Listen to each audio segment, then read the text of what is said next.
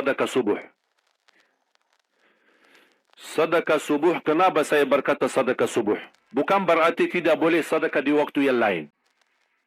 Semua sedekah boleh di setiap waktu dan setiap saat, hari Jumat maupun selain hari Jumat. Tapi sedekah subuh itu termasuk sedekah yang terbaik. Kenapa? Bukan kata saya, tapi kata Rasulullah sallallahu alaihi wasallam. Setiap waktu subuh Allah turunkan malaikat. Tugasnya mendoakan orang yang bersedekah subuh hari. Allahumma a'ti munfiqan khalafa. Ya Allah, ganti yang lebih baik bagi orang yang infak di subuh hari. Ibu-ibu lagi halangan tidak salat, sebelum beraktivitas isi sedekah subuh. Anda tidak usah susah-susah mencari anak yatim dan orang miskin di subuh hari. Mulai hari ini masing-masing bikin kotak amal atau botol atau kaling, simpan di rumah.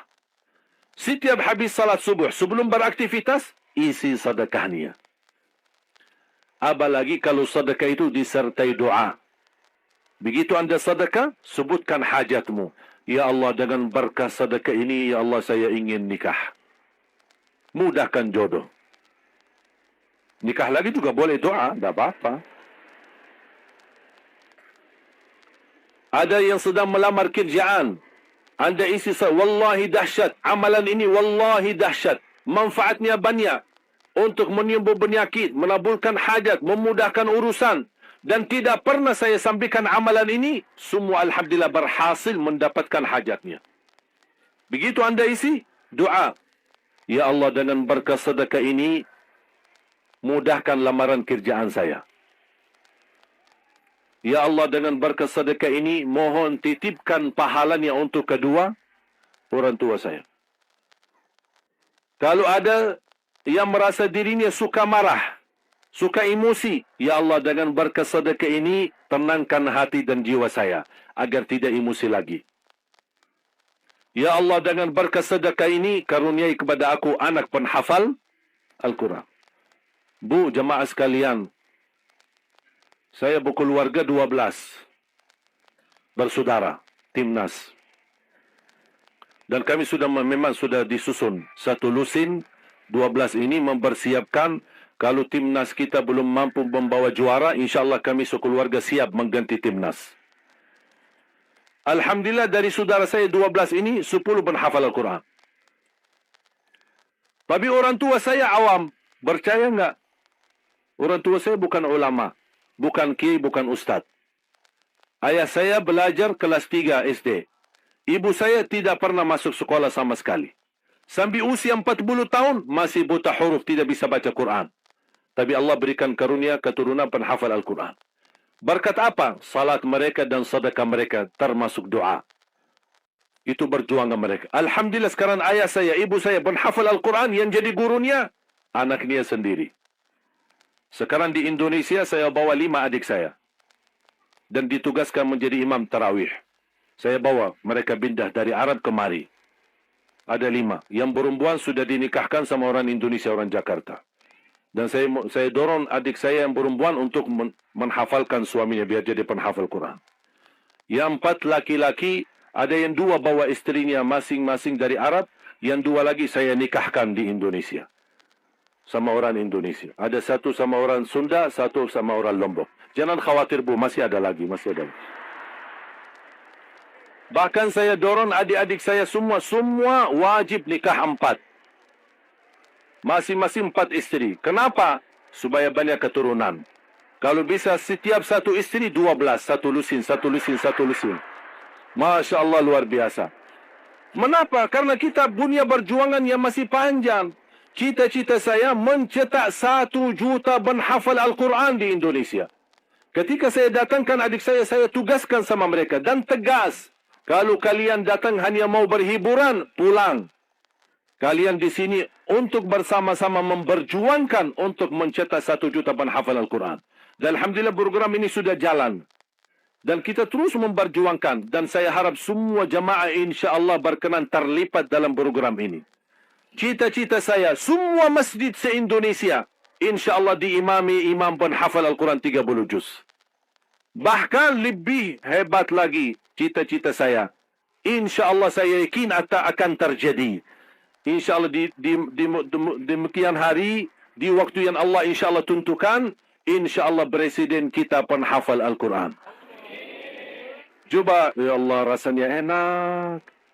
Langsung diumumkan di Masjid Istiqlal, khatib dan imam salat Idul Fitri, penghafal Al-Quran 30 juz, Presiden Republik Indonesia.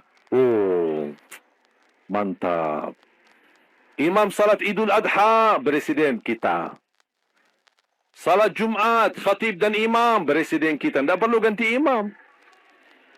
Tidak perlu ganti imam, subhanallah. Luar biasa.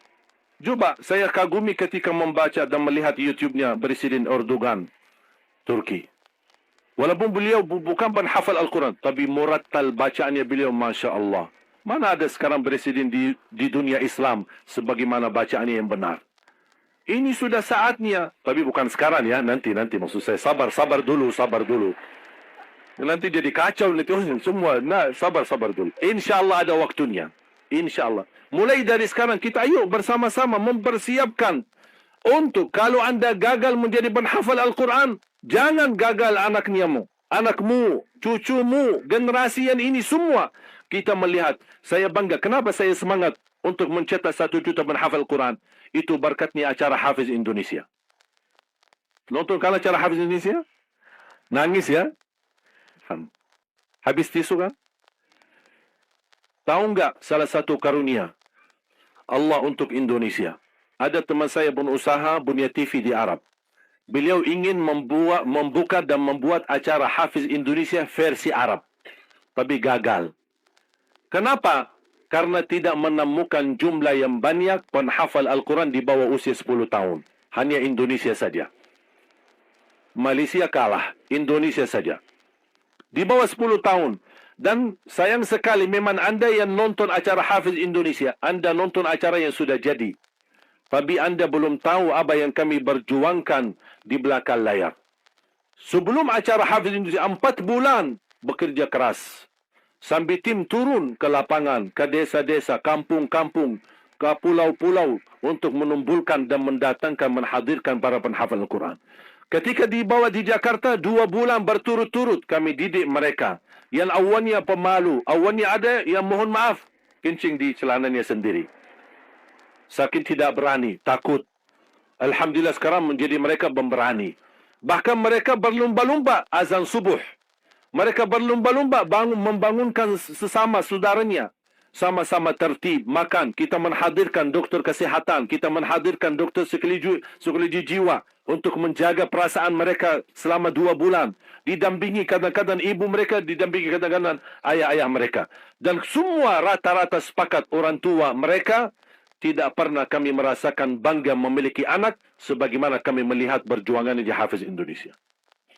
Dan Alhamdulillah begitu selesai acara Hafiz Indonesia, kami tidak tinggalkan mereka. Kami terus kawal, kami terus pimpin. Dan Alhamdulillah mereka di kampung masing-masing sudah membangun rumah tahfiz. Ada yang membangun pesantren untuk mencetak dan melahirkan jumlah yang banyak penghafal Al-Quran.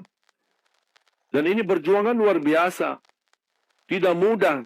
Berapa biaya yang dikeluarkan. Dan mohon maaf, belum ada sponsor yang bisa mensponsori kita dan membayar full untuk kita.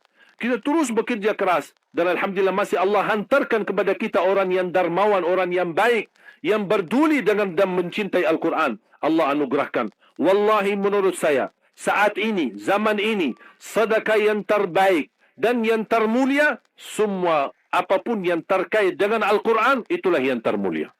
Makanya boleh anda ketika anda bersedekah, jangan lupa disertai doa. Di antaranya anugerahkan ya Allah Indonesia menjadi negara Al-Quran. Tapi tolong fokus. Kalau anda isi sedekahnya, tolong disesuaikan. Jangan isi sedekahnya koin, teng. Tapi doanya sampai terbit matahari. Tidak ada malunya. Kata Allah, koin-koin aja sedekahnya, doanya dah habis-habis. Hajatnya panjang, lebar. Malu kita. Bukan Allah tidak bisa. Allah maha bisa menabulkan hajat. Tapi kita malu sama Allah. Kau cuma bikin teng. Ya Allah, ya Allah, ya Allah. Panjang. Fokus. Kalau usulan saya, 1 sedekah, 1 hajat. 1 sedekah, 1 hajat. Dan insya Allah akan anda melihat manfaatnya.